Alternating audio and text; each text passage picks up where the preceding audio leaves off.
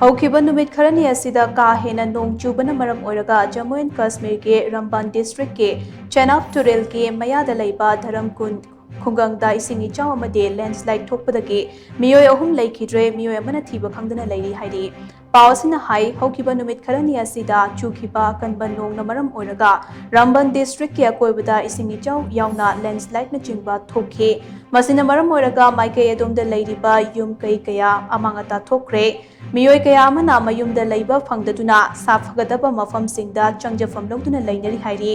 hauzik fawbagi oina laibak thiba thodok-sing asina maram oiraga